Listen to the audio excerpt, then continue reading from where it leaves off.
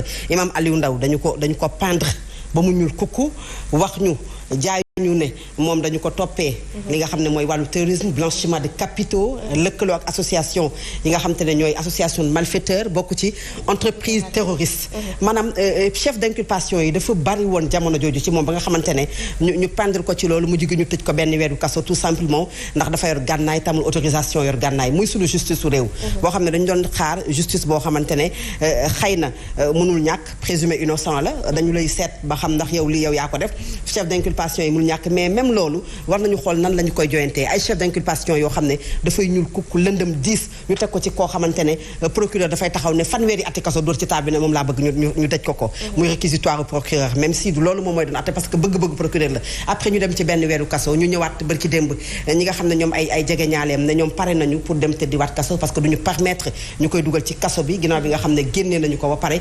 avocat am ñëw ne décision bu njëkk bi c'est irrévocable kenn du ko attewaat muy mbir moo xamante ne à chaque fois dafay tey ci xelu nit ñi dafay lëndëm ci xelu tout simplement parce que liñ ciy bëgg a communiquer wala liñ ciy bëgg a jóge je pense que Imam Aliou Ndao Sénégal la dëkk doomu Sénégal la Kaolack lay jóge ñëw di wuyu si amatul dara lu ñu ko toppee mais loolu la ñuy ñaan ci kilifa gu mel ne moom ci koo xam ne dafay dundal diine ak ni nga xamante ne ñoom ñoo bootu ci ginnaawam ñuy bàyyi xel ci parfois li nga xam ne dañu koy jël di ko teg ci kaw ay kilifa di leen tëj ci ay weeri kaso benn weeru kaso wala benn semaine sax dafa diis ci xale bu ndaw rawatina kilifa ba tax na du ñu yegsi fi ñu yegsi ak moom depuis 2015 ba 2022 ñu koy jaabantewaat tout simplement pour nous dire tey que ne moom décision bi jeex na amatul yoon loo xamante ne moom la koy toppee. Mansour dañuy wax Imam Ndao kese waaye ci procès boobule amoon na yeneen i ndaw yu ñu jotoon teg loxo ñenn ñi ñu tëj leen lu ëpp ñaari at pare seetal leen ne leen defoo leen dara ñu dellu ci seen ay mbokk fekk lu bari ñàkk peut-être tardel nañu leen ci bari waaye amul benn ndàmpaay bu ñu leen bu leen ci topp. waajulu ñu xat yi benn ndàmpaay te dañu leen toppi woon ay kàcc loo xam dara du ci dëgg ndax xam nga kàcc mooy ñu ne nit ki li Fatou Abdou wax sànq moom lañ leen tuumaal lépp ba ci cëppaandaw ji ñu ni nga tëdd benn weer waaye li ñu ni woon moom lañ koy toppee duñu ko toppee nit mu tëdd benn weer léegi nag at yi weesu woon yëpp ñu ñaar ñenn ñi seen famille tas yenn ñi ay coow yu am ci seen ginnaaw pënd boo xamante ni bi dafa mel ni ñii dafa am lu ñu doon nëbbu teg procès Imam Aliou Ndao bi ba loola jàll mais comme lu yëpp passé na ba jamono ji tembe lu ñaaw baaxul paa bi ay téeméeri nit la jàngal alxuraan ponkalum daara la yow maa ngi koy wax sànq ni bu dul woon li ñu ko tuumal mun naa nekk fa mu nekk liggéeyal yàlla te kenn du ko xam tey siiwal nañu ko ci tooñ masluuman dañu ko tooñ bu ñu ko tooñu woon li ñu ko tuumaal muy man muy keneen ku ñu ko tuumaal bu ñu la jàppee tamadu la ëppi buum léegi bi ñu ko bàyyee nag léegi li ñu koy wooluwaat nii mayaat ko ba neen tur bu ñu fàtte ni Imam Aliou Ndao kilifa la dafa am ay doom dafa am ay njaboot dafa am ñu muy yar ñu respecte muy seen sëriñ imam la ci jàkka maintenant ñu ngi déshabillé imam bi sëriñu daara bi kilifa gi et puis âge am waratulee ne permettre ñu koy def ci façon bii mbubb boo ko nattee sa bopp jékkul ba ko solo ko ne xat yi amul kenn ci ñun ci aada bi ñu yaree fii ci Sénégal ku mën a supporter sa way jur toll ci âge bii Imam Aliou Ndao toll ñu koy pamte muy taxaw ci kanamu ñi mu mat pàpp fuuf te teguñu kanamam lu leer tuuma day leer waxuñu ku ñu tuumaal dëgg yoonu daal sa kanam mais bu fekkee jàpp nañu ko ñu dem ba yoon àtte ko ñu toppi wuñu ko li ñu waxoon dara amu ci nañ ko may jàmm wax dëgg yàlla yoon dafay leer comme leerul nañ ko bàyyi mu dund ci jàmm bu fekkee nag dafa am leneen parce que moom fan yi passé def na benn discours bu am solo ñi gars yi xeex bu bon bi ñuy xeex te moom am na ci ay preuve imam bu xëy sax ñu tuumaal la góor jigéen wala imam bu xëy sax ñu tuumaal la ni la laneen nga moom la bett ndax man tuumaal lañu ma terroriste te fan yii ñu ngi ci yenn pexe yoo xamante ni bii am na lu bari lu ma yëg ni am na lu ñuy nas ci yàq ay deru imam ak di defloo ay góor jigéen naka su dul noonu ci jàkka yi ak di defloo ay imam naka su dul noonu uniquement fexe ba fay ay nit yu soi-disant imam def naka su dul noonu pour gàkkal deru l'islam def na sorti bu mel noonu ku am ay source la donc dankaafu na xam na li ñu koy fexeel xam na itam lu ci dëgg ak lu ci lu dëgg du n'importe qui du ngaaka de mais bundu xatal gi nañ ko dakkal parce que borom njaboot la te mag la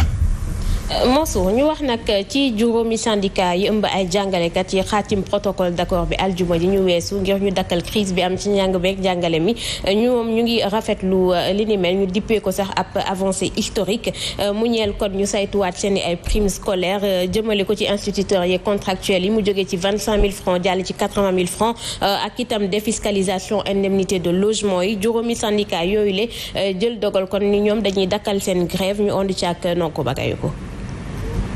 déggoo bi am samedi bi weesu ci diggante nguur gi ak yenn syndicat wu jàngalekat yi lu ama am solo la ci mbooleem jàngalekat yi ak collège électoraux yi ci wàllum koppar juróomi syndicat yu G7 yi ne déggoo bu ni mel mësuta am. signature bi lu tolloog fanweeri at mësu fee am. ñu jëlee prime bi nga xam ne dañ ko daan jox jàngalekat yi nekk si daara yu suufe yi toll woon si juróomi junni yóbbu nañ ko si ba fukki junni ak juróom benn indemnité d'enseignement juróom fukki poñ la woon yóbbul nañ ñu ko ba si juróom benn fukki poñ indemnité recherche documentaire xeex nañu ba ñu yëkkati ko tolloog téeméer ak fukk ak ñeent dëkkuwaay dafa seer lañ si daan dindi si impôt nañ ko si bàyyi loolee aussi xeex nañu ba am ko. ci seen janook taskatu xibaar yi juróomi syndicat yu G7 yi nga xam ne ñoo xaatim déggoo bi seen diggante nguur gi ne taxawal nañu comité de suivi ngir fexe ba li ñu xaatim ci accord yi ñu jëmmal ko. dañuy continuer négocier ci question yu des yi comité de suivi boobu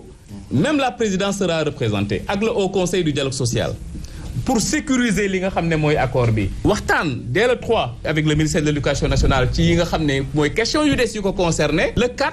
jàpp nañu avec le ministère de la fonction publique. juróomi syndicat yu G7 yi ginnaaw bi ñu rafetloo effort yu gouvernement bi def ne lu mooy xaatim protocole bi le gouvernement bi taxaw na tem ngir wéyal waxtaanee ci yeneeni poñ yoo xam ne dëppoo amagu ci. yooyu les syndicats waxtaan nañu itam ci ñu sëggaat ci calendrier bu examen yi sàkkuteef la bu gouvernement scolaire yi la ñu xamle moo di ubbeeku nañ ngir ñu sekkub ay waxtaan ci wàll wi waaye gouvernement bi ñoom ñoo mën a jël dogal bu mujj bi ñu ond ceek kile di Alcantara Sarr di secrétaire général bu SYENS bi ñu fàttali ne sunu réew dafa am ay jafe-jafe depuis quelques années mu def sax 750 heures ndax perturbations diverses yi moom moo tax élèves yi taxaw mettre en place les conditions pour ñu mën a dem ci seen examen ñi am examen ñu def ko ñeneen ñi nga xam ne nekkuñ ci classe d'examen ñu def seen évaluation ñun dégg nañ ko en tant que syndicat nguur gi dégg na ko techniciens yi nga xam ne ñoo nekk ci ministère de l'éducation nationale gouvernement bi de manière générale bu ñu fàttali ko ba ñu dundee Covid bi am na technicité bu ñu wane am na ay ruptures yu ñu opéré réorganiser alléger curriculum bi réorganiser temps scolaire bi pour mën a disons poursuivre jeexal année bi de la même manière aussi ren am nañ yaakaar ne ministère bi ñoom lu ñu wax mooy déjà commencé nañu xalaat. syndicat jàngalekat yi bootu ci ginnaaw G20 ñoom ëllëg la ñuy commencé seen juróomeelu plan d'action toftal ci ab grève mercredi ak jeudi ñoom nag ñu ngi rafetlu effort yi groupe Sénégal def waaye ñu ngi sàkku itam ci jàngalekat yi ñu booloo nekk benn bu ñu bëggee seen ay revendication ñu saafara ko ñu ànd ci Tidiane Diallo. buñ leen écarté ci négociation yi diggante G7 ak gouvernement bi waa G20 tàmbali nañu tey seen 5e plan d'action. 5e plan d'action bi suñu juróomeel yónnee nañ ko le mardi 1er dañuy def débrayage à 9h am ay assemblée générale alors que le G20 est là incontournable G20 ku nekk xam ne mënuñoo def dara ci Sénégal ci jàngale fi mu te waxu waa G20 bu ñu waxut ak ñun ca kawet ñuy wax ak ñun ci suuf. nee nañu grève bi dañ koy wéyal en attendant ñu consulter seen base bi. même bu ñu leen wooyee pour ñu daje waxtaan dañ ñu naan dégg na leen bu ñu delloo dañu waxtaan te ñun comme niñ ko waxee rek dañu foog ne njàngale mi benn la syndicat yi aussi ñoo war a ànd. ñu ngi woo syndicat d'enseignants yi nañu booloo ngir càmbaloo ak gouvernement bi. kon muy lu ñu mën a dippee issue heureuse ci crise bi ñeel njàng meeg njàngale mi moo suux am ñenn ñoo xamante ne nangu nañu ni dañuy dakkal grève bi waaye ñu gis ni ñeneen itam ñu ngi tàmbali beneen grève ëllëg. gis nga jàngalekat yi. sérieusement canal de pensée si di nit di xalaatee. pour di ko décortiquer benn situation di ci toj spécialiste yi di ci wax chercheurs yi di ci wax yépp a jeex vide. di jàngale ku yow ba leen rek ñoom am na ñenn ñoo xam signé nañu. ñam na ñoo xam nee nañu ñoo lànk duñu signé am na lu ñu ndam mais kuy négocier ba ñu agsi fii xale yi tardé lu mat 10 semaines ñu génne 100 milliards mais téye ci te naan maa ngi wut leneen c'est-à-dire am na leneen ñu namm loo xam ne ñoom li ñu namm ñoom dong ñoo ko mën a décortiquer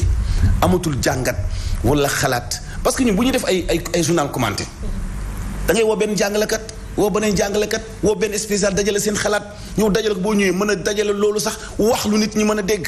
mais tey ñëpp a maar ñëpp a sonn ñi nee nañu signé nañu ñi nee nañu signé wuñ ñi signé nee nañu amuñu représentativité ci ñi bañ a signé itam ban représentativité ça alors donc ñoom ñoo am doole di manipuler te ku mu ci doon ñu ëpp